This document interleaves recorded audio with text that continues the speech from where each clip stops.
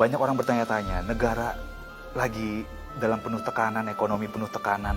Kenapa sih Pak seorang Joko Widodo itu ngotot untuk membuat ibu kota negara? Pak, mungkin Bapak bisa menjawab pada masyarakat, Pak. Enggak, ini sebuah gagasan lama yang sudah direncanakan saat itu oleh Bung Karno. Kemudian di zaman Pak Harto juga ada rencana juga untuk memindahkan.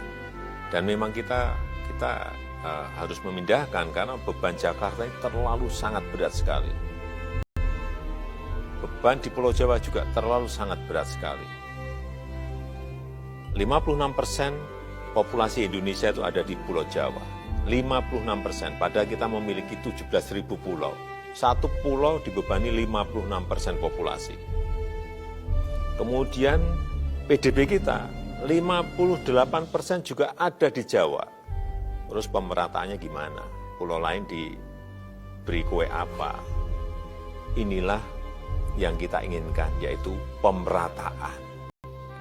Yang pertama, ini sudah ada undang-undangnya. Dan disetujui oleh 93% dari fraksi yang ada di DPR. Kadang-kadang kok masih ditanya penting atau tidak penting. Sudah disetujui. 93% loh ya. Dan kita ingin sekali lagi pemerataan dan Indonesia sentris. Sehingga PDB ekonomi nanti bisa lebih merata. Infrastruktur juga bisa lebih merata. Dan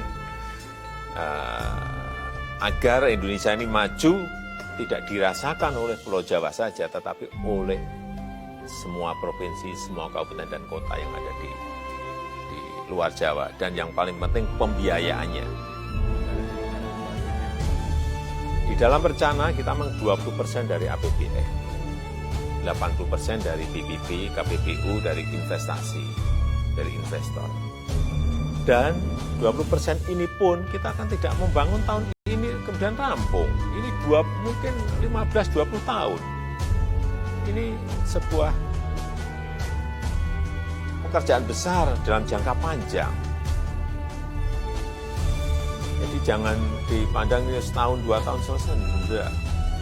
Kita itu mengeksekusi dari gagasan lama dan itu juga sudah melalui survei lapangan, sudah melalui studi-studi lapangan, karena di awal itu diputuskan oleh Bung Karno saat itu di Palangkaraya, di Kalimantan Tengah. Tetapi setelah kita cek detail lagi ke sana, sekarang di sana ada problem masalah banjir, sehingga dicari alternatif yang lain. Dan ketemu di Penajam, di Kutai Kertanegara. Investornya siapa Pak yang sudah tertarik Pak? Dan bagaimana ini kan nilai ekonomisnya belum ada Pak? Bagaimana Bapak bisa menjual IKN ini supaya... Jadi yang kalau ditanyakan investornya dari mana, semua negara tertarik. Yang sudah deal itu dari Uni Emirat Arab, sudah. Yang akan konsentrasi di financial center. Kemudian juga untuk smart city-nya Korea ingin masuk.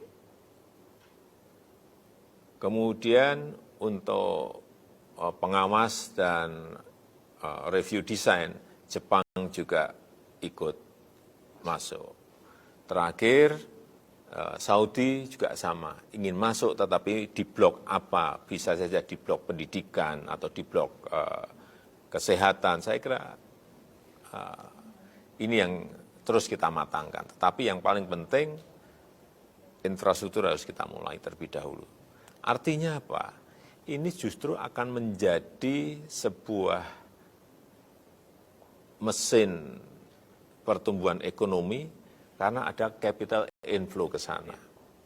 Selain yang tadi, hilirisasi, UMKM, ini ada sebuah mesin pertumbuhan ekonomi baru karena akan ada kapital masuk ke IKN ini. Jadi kita berbicaranya jangan berbicara sempit hanya APBN terus, itu enggak.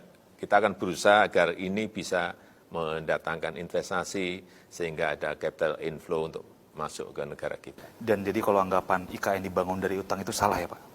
Investasi, tolong dibedakan, utang dan investasi. Dan nilai total berapa tuh Pak? Kira-kira yang dibutuhkan untuk membangun sebuah ibu kota negara yang baru Pak? Terakhir hitungan kita 33 miliar US dollar.